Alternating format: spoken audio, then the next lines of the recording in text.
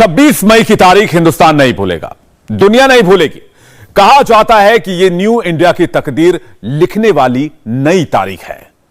8 साल पहले आज के दिन नरेंद्र मोदी इस देश के प्रधानमंत्री बने। 8 साल में नरेंद्र मोदी ने क्या क्या नहीं किया। कश्मीर से 370 हटा दिया, अयोध्या में राम मंदिर का रास्ता साफ किया, मुस्लिम बहनों को 3 तलाक से आजादी दी, गरीब के अकाउंट में डायरेक्ट पैसा क्रेडिट होने लगा। जो कोई दूसरा प्रधानमंत्री नहीं कर पाया, वो नरेंद्र मोदी ने कैसे कर दिखाया। देश वही है, सिस्टम वही है, सिर्फ नेता मोदी है। मोदी में ऐसा क्या है जो किसी और लीडर में नहीं है। आज हम आपको प्रधानमंत्री नरेंद्र मोदी के बारे में पॉलिटिकल बातें नहीं, पर्सनल बातें बताएंगे। नरेंद्र मोदी की निजी जिंदगी के बारे में वो बातें जो इससे पहले टेलीविजन पर कभी नहीं आई, किसी ने नहीं बताई। इसलिए अब आप बहुत ध्यान से देखिए personal story of prime minister.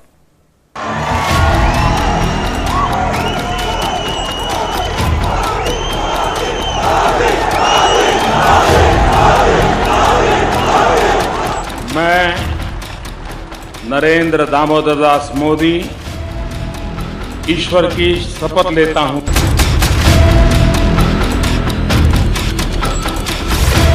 छब्बीस मई 2014, ठीक 8 साल पहले।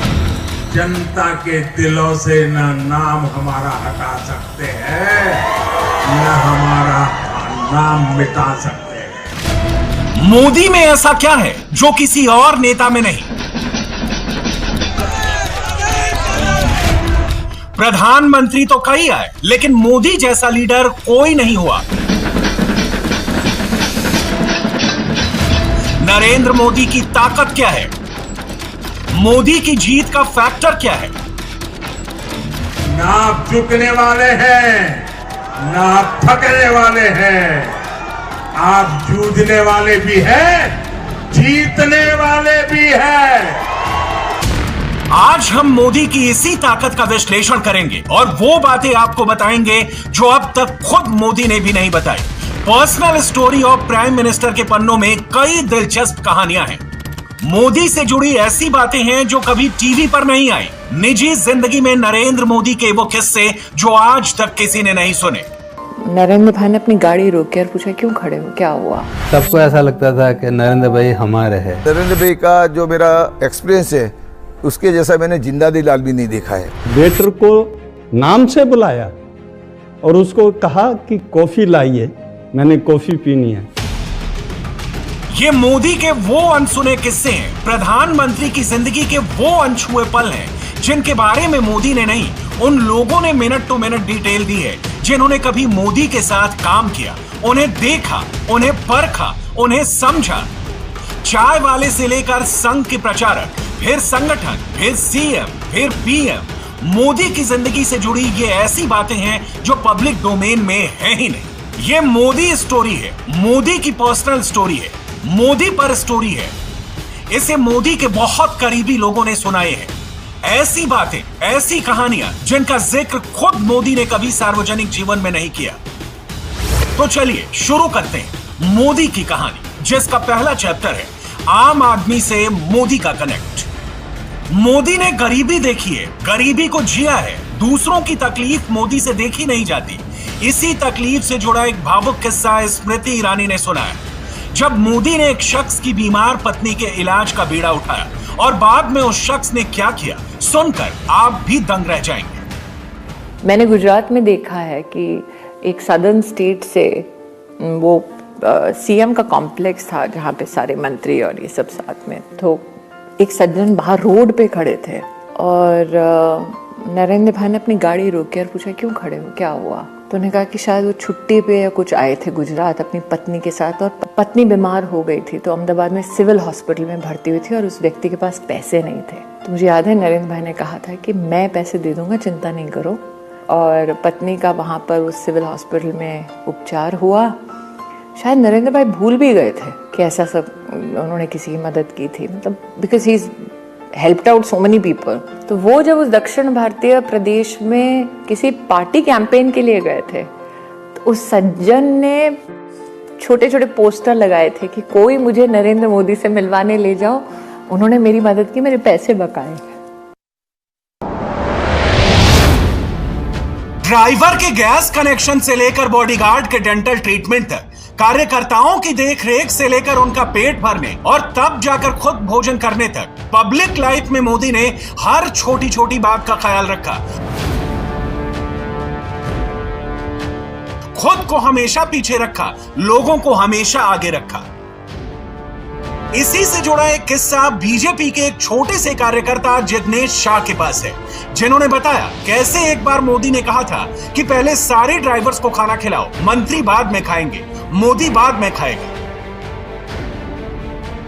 95-96 में जब हमारी पहली सरकार बनी तो छारोड़ी के अंदर 4 दिन का एक अधिवेशन था, जिसके अंदर 32-33 मिनिस्टर थे, नरेंद्र भाई बाकी सब लोग थे। तो वो इतने सिंपल और भावुक थे कि जब इन मिनिस्टरों के सब ड्राइवर्स लोग बाहर बैठे होते थे तो मेरे को वो स्पेशल इंस्ट्रक्शन देते थे कि सबसे पहले आप इन ड्राइवरों का खाने का बंदोबस्त करो, क्योंकि ये ड्राइवरों की ड्यूटी ऐसी होती है कि हम रात दिन कहीं पे भी घूमे लेकिन वो हमारे पीछे पीछे घूमते रहते हैं बिना कोई स्वार्थ। नो डाउट सैलरी उनको मिलती है लेकिन एक डिवोशन है इनका भी। तो इन लोगों को सबसे पहले भोजन मिलना चाहिए, उसके बाद हमारा भोजन होना चाहिए। मोदी सीएम बाद में बने, पीएम बाद में बने, मगर पहले वो एक सामान्य कार्यकर्ता के तौर पर डटे रहे, लगे रहे, सालों साल तक मेहनत करते रहे, बिना किसी पद पर रहते हुए अपने जैसे कार्यकर्ताओं की देखरेख करना, जरूरत के समय उनके लिए खड़े रहना, सुख दुख हर सिचुएशन में हाथ पकड़े रहना, मोदी की ये बहुत बड़ी क्वालिटी है। मोदी की इसी क्वालिटी से जुड़े 2 इंटरेस्टिंग किस्से गुजरात के चंद्रकांत उपाध्याय और रविंद्र सुथर के पास है। कार्यकर्ता की बारी कैसे पूछपरछ, जो 3 बजे जाते हैं कभी भी चाय के बिना नहीं निकलने देते थे, और चाय और इतना स्वच्छता के बारे में पहले से ही आग्रही है। अपना कप खुद को धोने का धोया है, बराबर नहीं धोया है, उसकी भी संभाल ना रखना, और पूछते थे कि आपने ठीक से कप धो के रखा है कि नहीं। इतना स्वच्छता के बारे में एक कागज का टुकड़ा भी कार्यालय में नहीं पढ़ने देते थे, इतना स्वच्छता के बारे में आग्रही था। वो दिन बारिश आया था, रात को गुरु पूर्णिमा का उत्सव था। कुबादोर पास में 7 किलोमीटर दूर कुबादोर करके एक गाँव था, वहीं पे जाना था। बाइक वगैरह तो उसी जमाने में था नहीं, साइकिल थी तो साइकिल भी जाने का था। मैं नरेंद्र भाई को पीछे बिठाया, जाते वक्त तो हम चले गए, लेकिन आते वक्त बहुत बारिश हुई और वहां की जो जमीन थी वो काली मिट्टी वाली जमीन थी। तो साइकिल के व्हील के ऊपर जो पंखे आते हैं, दोनों पंखों के बीच में इतनी मिट्टी भर गई कि साइकिल चल ही नहीं सकी। तो उसी दिन रात को रास्ता भी हम भूल गए थे। उसी दिन रात को करीबन 12:30 बजे या 1 बजे हम वापस घर पे आए। चलते चलते साइकिल में से मिट्टी निकाली, साइकिल तो वैसे चल सके ऐसी थी नहीं, तो वो भी दुर्घटना वाली घटना थी। मुझे कहा कि भाई कैसा भी माहौल हो, एक बार जो नक्की कर दिया हमने, वो नक्की की हुई बात में अड़े रहना है और पूरा करके ही आना है। मोदी नॉन स्टॉप काम करते हैं, चुनाव जीतते हैं, बावजूद इसके विरोधी पूछते हैं कि मोदी में ऐसा क्या है कि वो रुकते नहीं, थकते नहीं, हारते नहीं। जवाब बहुत सिंपल है, मोदी जनता की नब्ज पकड़ते हैं, सबके भीतर जोश भरते हैं।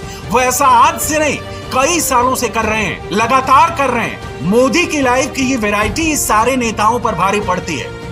विरोधी बार बार ये आरोप भी लगाते हैं कि बीजेपी में सिर्फ मोदी ही मोदी हैं, कोई और है ही नहीं। मगर राजनीतिक जीवन में पार्टी का अनुशासन मोदी के लिए पत्थर की लकीर कैसे है, इससे जुड़ा किस्सा बीजेपी के सुधांशु त्रिवेदी के पास है। मई 2013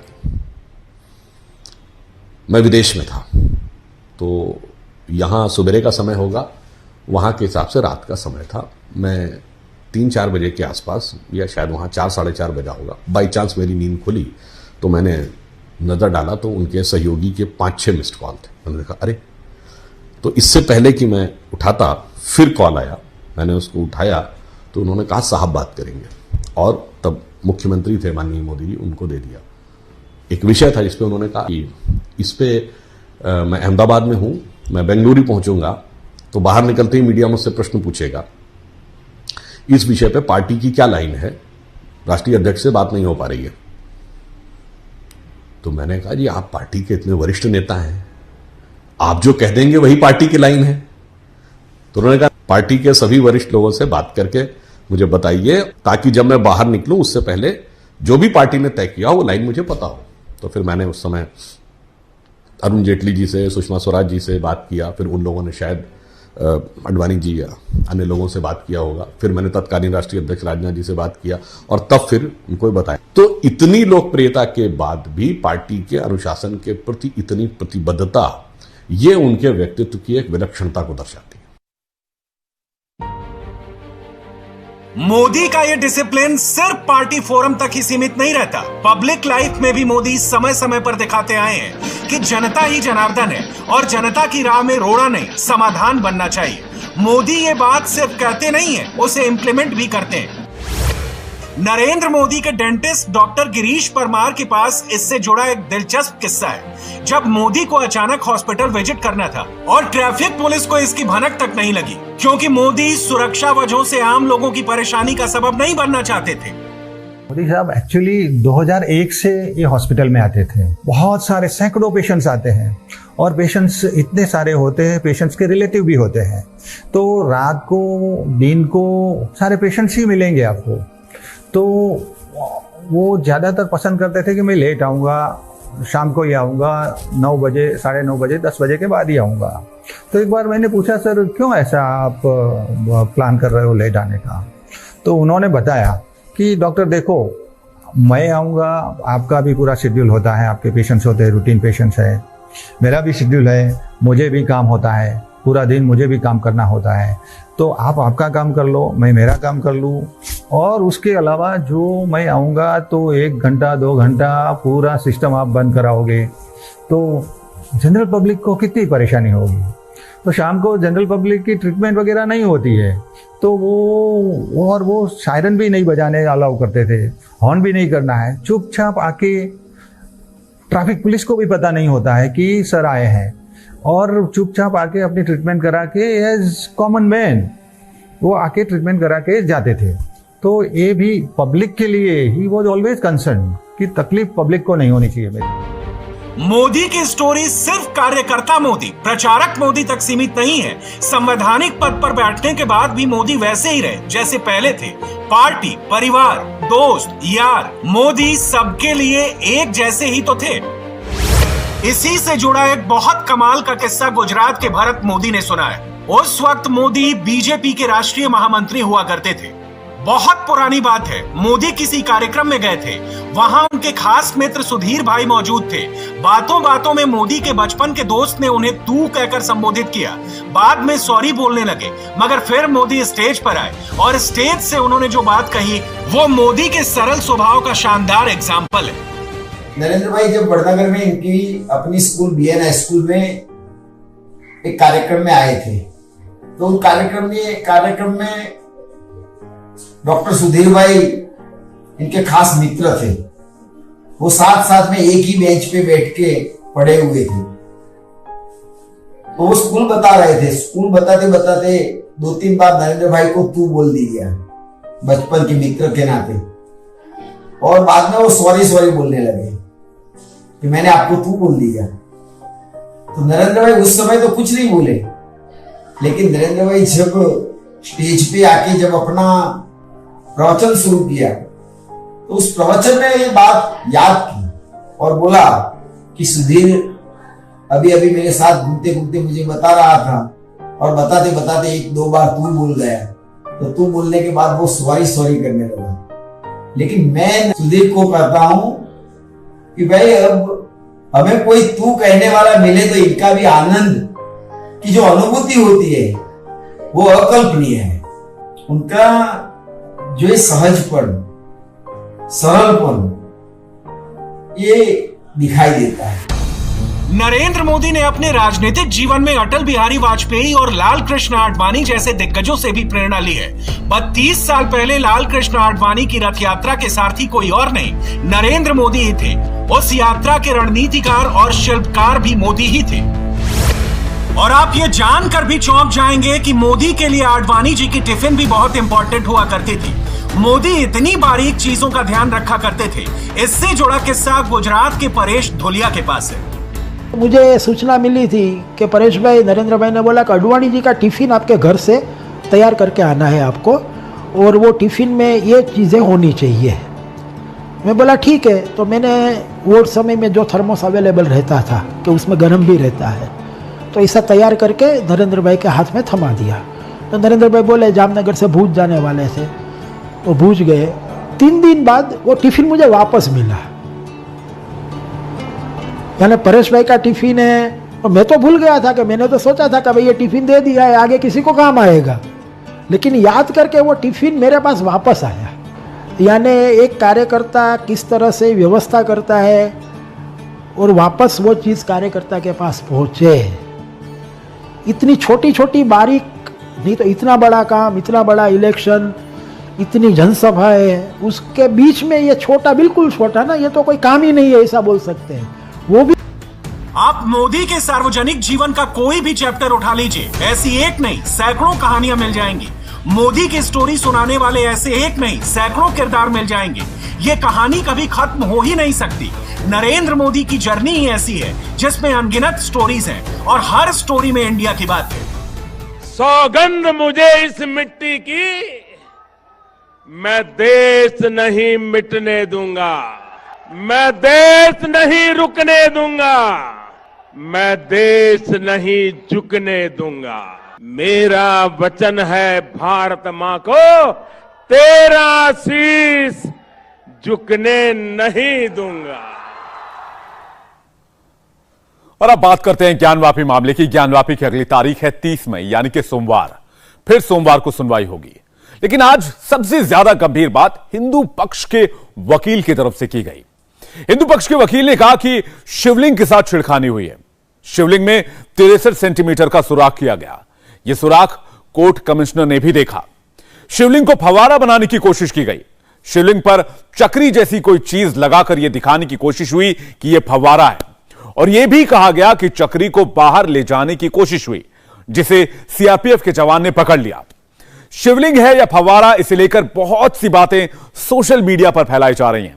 आपके मोबाइल में भी बहुत सारे ऐसे मैसेजेस आ रहे होंगे, इसलिए इस रिपोर्ट को बहुत ध्यान से, बहुत गौर से और बहुत गहराई से देखिएगा और समझिएगा। हर तरफ एक ही चर्चा है, हर तरफ एक ही सवाल है।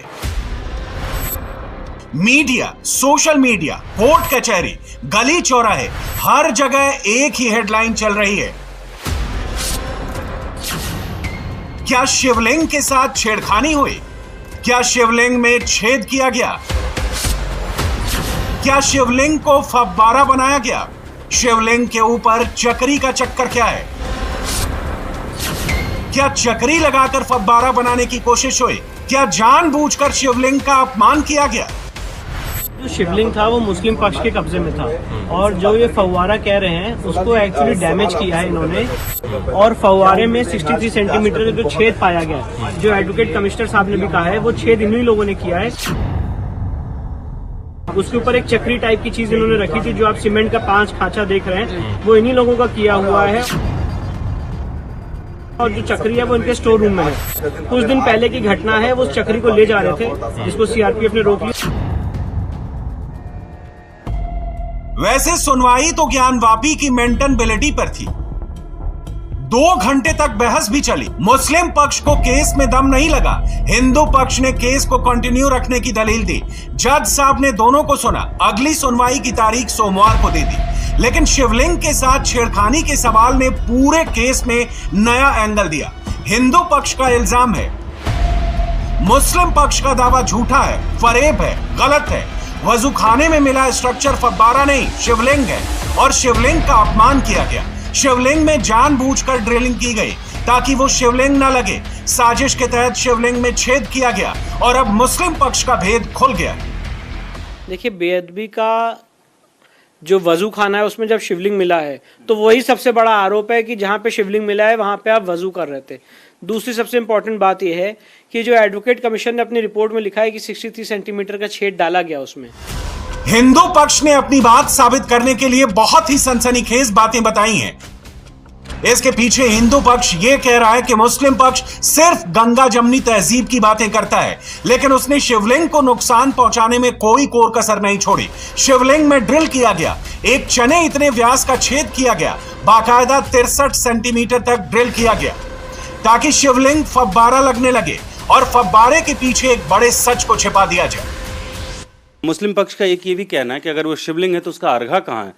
मैंने जब आपने जो कहा कि मैंने वही बात तो बोली, अर्घा दिखाने के लिए तो हमने एप्लीकेशन दी है कि वजू खाने के नीचे जो सीढ़ी जा रही है जहाँ पे इन्होंने टॉयलेट्स बना रखे हैं उसको वहाँ पे जो आर्टिफिशियल वॉल है उसको हटाया जाए और जो व्यास जी के तहखाने की आर्टिफिशियल वॉल है उसको हटाया जाए, तब हम अर्घा दिखाएंगे ना।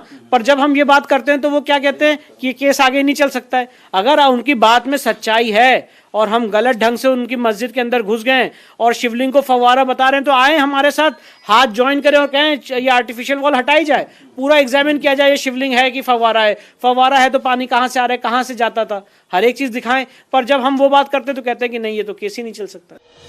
इल्जाम संगीन है, दावा बड़ा है। हिंदू पक्ष ने जोर देकर ये बात कही है कि फव्वारे वाली थ्योरी को फेल करने के लिए सबूत मिल गए। शिवलिंग के ऊपर फव्वारा बनाने की कोशिश की गई। शिवलिंग में ड्रिलिंग के अलावा चक्री लगाई गई जिस पर 5 खाने बने हुए हैं। जो सफेद पत्थर जैसा मटेरियल है, साफ लग रहा है कि उसे ऊपर से चिपकाया गया है। सीमेंट से जुड़ी लग रही है चक्री। हिंदू पक्ष ने यह भी तर्क दिया कि अगर वो एक ही पत्थर का है तो शिवलिंग और चक्री के रंग में फर्क क्यों। वहां पे चक्री भी मिली है जिसको ये फव्वारा कहते हैं, वो इनके स्टोर रूम में है और इनके पोजीशन में है। अब मेरे कहने के बाद अगर ये इसको डिस्ट्रॉय कर दे तो मुझे नहीं पता, पर आज की डेट तक तो वो चक्री जो है वो वहां पे थी। कुछ लोगों ने कोशिश की थी उस चक्री को वहां से हटाने की जिसको सीआरपीएफ ने रोक दिया। चक्री की क्या उपयोगिता थी वहां पे? वो उस शिवलिंग के ऊपर जो आपने 5 टाइप का एक आकार देखा होगा, 5 खांचों में बटा हुआ सीमेंट के ऊपर उन्होंने चक्री रखी थी जिससे पानी का कुछ एक दूसरे पे पानी फेंकने का जो भी इनका सिस्टम हो। तो जो शिवलिंग था उसके साथ छेड़खानी हुई है जब से वो उनके कब्जे में है, ये बहुत स्पष्ट है। और इसीलिए हमने सुप्रीम कोर्ट से सीलिंग की मांग की थी, इसीलिए यहाँ पे वाराणसी की सिविल कोर्ट से सीलिंग की मांग की थी। अब जब मामला कमीशन की कार्रवाई आगे खुलेगी, सारे वीडियोग्राफ्स और फोटोग्राफ्स देखे जाएंगे, हर एक बात कोर्ट के सामने हम रखेंगे। तमाम तर्क दिए जा रहे हैं, शिवलिंग साबित करने का दावा किया जा रहा है। मुस्लिम पक्ष अब तक इस नए आरोप पर कुछ बोल नहीं रहा है, लेकिन जब बात इतनी ज्यादा बढ़ गई तब मुस्लिम पक्ष सामने आया और शिवलिंग के साथ छेड़छाड़ हुई के आरोप पर जवाब ये दिया। आप लोगों ने क्या ये कहा है कि शिवलिंग कह के एक भ्रम फैलाया जा रहा है, लॉ एंड ऑर्डर की स्थिति हो सकती है? नहीं, ये सब कोई मुद्दा नहीं है। बहस जो है वो अलग, ये अलग चीज़ है, वो उससे कोई मतलब नहीं होता। पहले 7-11 की बहस हो रही है, यही देखा जाए जो सुप्रीम कोर्ट का आदेश है। सर एक चीज़ इस पर जानना चाहूँगा कि आप लोग कह रहे हैं फव्वारा है, हिंदू पक्ष कह रहा है कि शिवलिंग है, इसका निर्धारण कोर्ट के द्वारा होगा कि वो क्या है। एक उसके आकार को लेके है कि वो शिवलिंग की जैसा है, अगर वो फव्वारा है तो क्या इसका ध्यान नहीं रखा गया बनाते टाइम? नहीं, फव्वारा जो अपना होता है फव्वारे की तरह होता है। अब कोई फव्वारे को शिवलिंग कहे तो उसके लिए हम क्या कर सकते हैं? कोई किसी की भी चीज़ को कोई भी चीज़ कह सकता है। किसी को कोई सड़क पर जाता है वो आदमी उसके पिता जैसा दिखे तो कहे मेरे पिता जैसा मेरा, तो वो कहने की बात अलग बात है। सवाल शिवलिंग के कैरेक्टर पर उठा है, सवाल शिवलिंग में छेद को लेकर उठा है, सवाल शिवलिंग के ऊपर चक्री लगाने को लेकर उठा है, सवाल शिवलिंग को फव्वारा बनाने की साजिश का उठा है। ये बातें यूं ही नहीं है। जब से शिवलिंग का दावा हिंदू पक्ष ने किया है उसके बाद से मुस्लिम पक्ष की तरफ से जो रिएक्शन आया वो कई शक खड़े करता है। 16 मई से लेकर अब तक की पूरी टाइमलाइन समझिए। जैसे ही हिंदू पक्ष ने शिवलिंग का दावा किया, बिना जांच पड़ताल के सब कहने लगे फव्वारा है। मुस्लिम पक्ष की ओर से पूरी एक टीम फव्वारा साबित करने में जुट गई। काशी से लेकर पर्सनल लॉ बोर्ड, ओवैसी, सब बिना जांच के फव्वारा कहने लगे। फाउंटेन कहां से आया? 200-300 साल? फाउंटेन 500 साल से प्यारे। हाँ, फाउंटेन सुनिए प्यारे, फाउंटेन 500 साल से वहां पे, 500 साल से फाउंटेन है प्यारे वहां पे।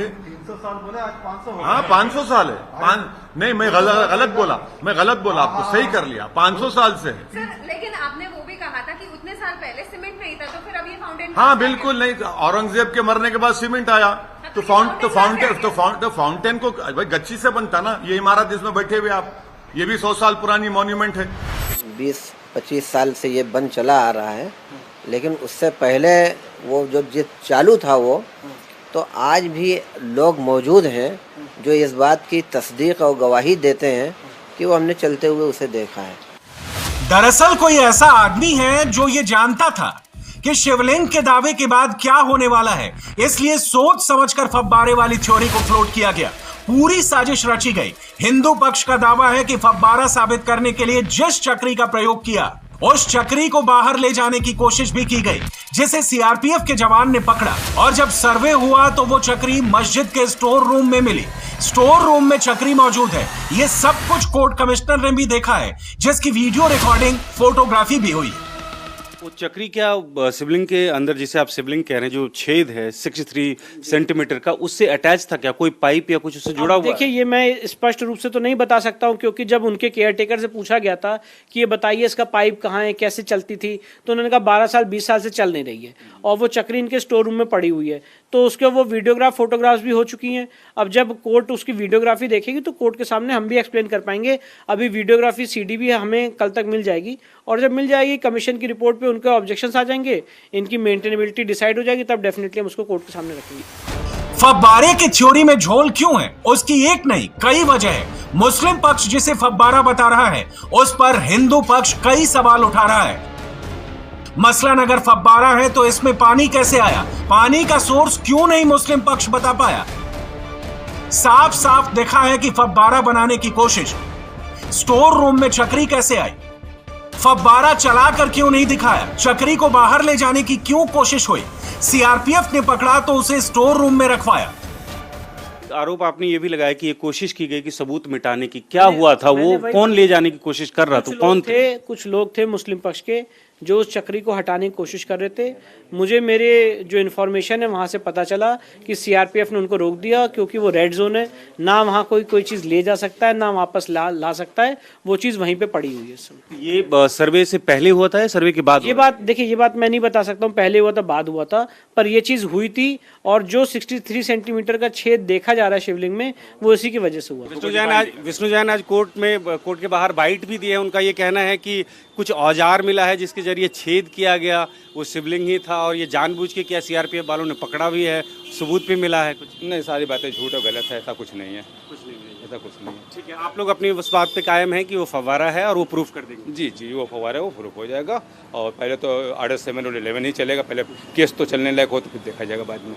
ठीक है सर, एक अच्छी बात आप मुझे बताई थी, अगर आप कैमरे पे फिर से बता पाएंगे फव्वारे के बारे में, कि कैसी संरचना है और क्या है, अगर इसके बारे में थोड़ा सा। जनरली जैसा फव्वारा होता है वैसे ही फव्वारा होता है, थोड़ा गोल ऊंचा होता है, उसमें बीच में छेद होता है, नीचे पानी जाने का रास्ता होता है, और ऊपर से जो पानी गिरता है वो टाइप में गिरता है। टाइप बड़ा पाइप है वहाँ पे, सारी फव्वारे की चीज़ें हैं वहाँ पे। उसमें अंदर कहीं पाइप लगा हुआ है, ये सब आप लोगों की जानकारी? लगा हुआ, हम लोगों की जानकारी में लगा हुआ है।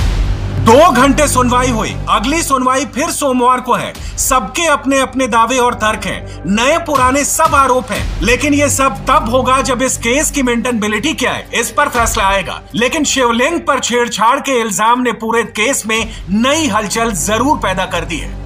ज्ञानवापी केस की सुनवाई के दौरान ही एक नया विवाद खड़ा हो गया। हिंदू पक्ष ने आरोप लगाया है कि शिवलिंग की बेअदबी की गई है, उसके स्वरूप को बिगाड़ने की कोशिश की गई है। दरअसल सर्वे के दौरान वजू खाने के अंदर में जो शिवलिंग मिला था, हिंदू पक्ष का कहना है कि मुस्लिम पक्ष के द्वारा उसको फव्वारे की शक्ल देने की कोशिश की गई है, और इसके सबूत भी उनके पास में है। यहाँ तक आरोप लगाया गया है कि एक गोल चरखी नुमा कोई आकृति उसके ऊपर में लगाने की कोशिश की गई थी, जो अब सीआरपीएफ के कब्जे में है। हिंदू पक्ष का यह दावा है कि एक बार जब ये तय हो जाए कि इस मामले की सुनवाई जारी रहेगी, उसके बाद जब रिपोर्ट पे चर्चा होगी, तब हम ये बात स्पष्टता से रखेंगे कि शिवलिंग के साथ बेअदबी की गई है और उसके साथ छेड़छाड़ की गई है। यानी ये मामला अब और लंबा खिंचने वाला है। कैमरामैन राजेंद्र प्रताप के साथ भास्कर मिश्रा, इंडिया टीवी, वाराणसी। और अब काशी से आपको लिए चलते हैं मथुरा। काशी की ज्ञानवापी मस्जिद में सर्वे के बाद अब मथुरा के शाही ईदगाह मस्जिद में सर्वे को लेकर एक बड़ी बहस शुरू हो गई है। हिंदू पक्ष ने आज मथुरा कोर्ट में इसे लेकर रिवीजन पिटीशन दाखिल कर दी और कोर्ट से तत्काल सर्वे कराने की मांग की। दूसरी तरफ हिंदू पक्ष ने आज कोर्ट में जन्मभूमि के मालिकाना हक को लेकर एक बड़ा सबूत पेश कर दिया है। हिंदू पक्ष अब कोर्ट से ईदगाह मस्जिद को पूरे तौर पर हटाने और पूरे 13 एकड़ जमीन के मालिकाना हक की मांग कर रहा है। दोनों ही मुकदमों में 1 जुलाई को अगली सुनवाई होने वाली है, लेकिन इसके पहले आपको दिखाते हैं आपको क्या कहता है मथुरा का गौरवशाली इतिहास, कैसे औरंगजेब, गजनवी और सिकंदर लोदी ने किया कन्हैया के शहर को बर्बाद करने का प्रयास। ऐतिहासिक तथ्यों और प्रमाणों की गवाही देने वाली यह रिपोर्ट देखिए।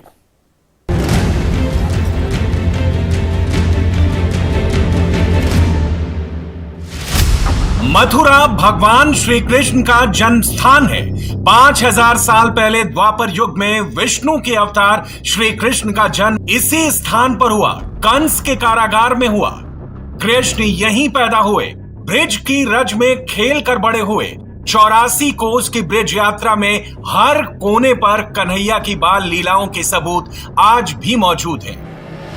दावा तो यहां तक किया जाता है कि ईदगाह मस्जिद के नीचे आज भी वो तहखाना मौजूद है जिसमें सैकड़ों साल पुराने राज छिपे हैं, जिसका सच हर कोई जानना चाहता है। दावे कई हैं, लेकिन पुख्ता तथ्यों के साथ सच आज हम आपको बताते हैं।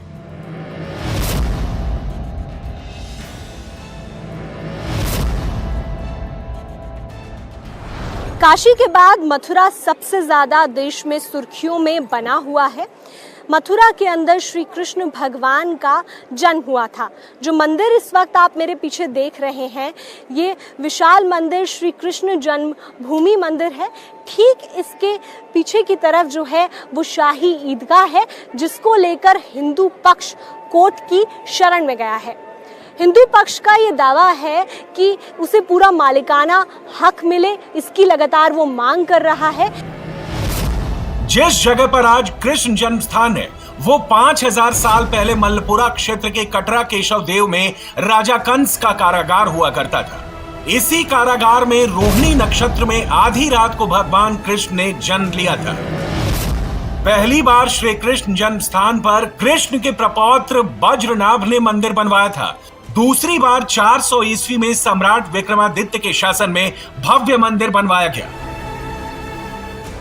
मथुरा हिंदुओं की आस्था के सबसे बड़े केंद्रों में से एक था, इसलिए जब भी विदेशी आक्रांताओं ने भारत पर हमले किए तो सबसे ज्यादा नुकसान हमारी सांस्कृतिक विरासत को पहुंचा। साल 1018 में सबसे पहले महमूद गजनवी ने मथुरा पर हमला किया, मंदिर को तोड़ा और सब कुछ लूट लिया। गजनवी ने जब मथुरा पर हमला बोला तो उसकी सेना में आला ओहदे पर अल उत्पी मौजूद था, जिसने श्री कृष्ण मंदिर के वैभव का अद्भुत वर्णन अपनी किताब में किया था। अल उत्पी ने महमूद गजनवी की जंगों पर एक किताब लिखी जिसका नाम था तारीखे यामिनी। इस किताब में अल उत्पी ने लिखा है, मूर्ति वाले मंदिर के दोनों तरफ 1000 घर थे। शहर के बीचों बीच एक बहुत बड़ा मंदिर था। उसके सौंदर्य का वर्णन करना असंभव था। सुल्तान महमूद गजनवी ने उस मंदिर के विषय में इस प्रकार कहा है, अगर इस मंदिर के बराबर कोई दूसरी इमारत खड़ी करने के बारे में कोई सोचे तो उसे कम से कम 1000 सोने के गुलाबी दिनार खर्च करने होंगे। अगर बहुत अनुभवी शिल्पकार और मजदूर लगाए जाएं तो भी इसे बनाने में कम से कम 200 साल लगेंगे। वहां गुलाबी सोने की 5 गज ऊंची 5 मूर्तियां थीं, जो बिना किसी सहारे के, बिना किसी आधार के हवा में स्थापित थी। सभी मूर्तियों की 2-2 आंखों में 2-2 माणिक लगे हुए थे। अगर कोई इनमें से एक माणिक भी बेच देता तो उसको कम से कम 50,000 दिनार मिलते। वहां एक नीलम पत्थर था जो पानी की तरह पारदर्शी और क्रिस्टल की तरह चमकदार था। उस नीलम पत्थर का वजन 450 मिस्कल था। वहां 200 चांदी की मूर्तियां थीं। बिना उन मूर्तियों को तोड़े उनका वजन करना संभव नहीं था। 10वीं शताब्दी में मथुरा का इतना वैभवशाली इतिहास था जिसे देखकर गजनवी अपना आपा खो बैठा था। मथुरा की खुदाई में मिले संस्कृत के एक शिलालेख से पता चलता है कि 1150 ईस्वी में राजा विजयपाल देव के शासनकाल के दौरान जज्ज नाम के एक व्यक्ति ने श्री कृष्ण जन्मभूमि पर एक नया मंदिर बनवाया था। अब इस अलंकृत द्वार की शाखा को देखिए जो आज भी मथुरा के म्यूजियम में मौजूद है। ये द्वार पहली शताब्दी का है जिस पर कमल की सुंदर कलाकृतियां बनी हैं जो श्री कृष्ण जन्म स्थान पर खुदाई के दौरान मिला है। मथुरा में कृष्ण के मंदिर के द्वार स्तंभ की इस तस्वीर को भी गौर से देखिए। ये गुप्त काल की हैं और खुदाई के दौरान श्री कृष्ण जन्म स्थान से प्राप्त हुई। दरअसल ये वैष्णव पद्धति के मंदिर का द्वार है जिस पर मां गंगा अपने वाहन पर सवार है। और अब ये देखिए भगवान के विश्व रूप की ये खंडित तस्वीर, ये भी गुप्त काल की है और आप जानकर हैरान रह जाएंगे कि कटरा केशव देव से मिली है जहां भगवान की जन्मभूमि होने का दावा किया जाता है। इस मूर्ति में नृसिंह की आकृति भगवान के किरीट कुंडल को साफ साफ देखा जा सकता है। आज भी ये सभी अवशेष मथुरा के म्यूजियम में मौजूद हैं जो इस बात की गवाही देते हैं कि मंदिर को कितनी बार तोड़ा गया। पहली बार महमूद गजनवी ने मंदिर को तोड़ा, दूसरी बार सिकंदर लोधी ने मंदिर को तोड़ा और तीसरी बार मुगल बादशाह औरंगजेब ने मंदिर को तोड़ा और उसकी जगह मस्जिद बनवा दी। 16वीं सदी में 2 बार जन्म स्थान पर श्री कृष्ण के मंदिर को आक्रांताओं के द्वारा तोड़ा गया। जहांगीर के शासनकाल में चौथी बार मंदिर ओरछा के राजा वीर सिंह बुंदेला ने बनवाया। ऐसा कहा जाता है जब औरंगजेब आगरा से दिल्ली जाता था तो रास्ते में मथुरा पड़ता था। मथुरा में श्री कृष्ण जन्म स्थान पर बना मंदिर इतना भव्य था जिसके किस्से यूरोप तक मशहूर थे। मंदिर पर सोने की परत चढ़ी थी जिसकी चमक मीलों दूर तक दिखती थी और औरंगजेब को चुभती थी। 1650 में फ्रेंच कारोबारी मुगल शासन के दौरान आगरा आया था। उसने अपनी डायरी में मथुरा के भव्य श्री कृष्ण मंदिर का जिक्र किया था। इसके बाद जैसे ही औरंगजेब मुगल गद्दी पर बैठा उसने मथुरा पर नजर डाली। औरंगजेब ने साल 1669 में मथुरा का भव्य श्री कृष्ण मंदिर तोड़ने का आदेश दिया और मंदिर तोड़कर मस्जिद बनाई गई। इंडिया टीवी हर वक्त हर जगह डाउनलोड करने के लिए सर्च करें India TV news Google play store या ऐप स्टोर पर।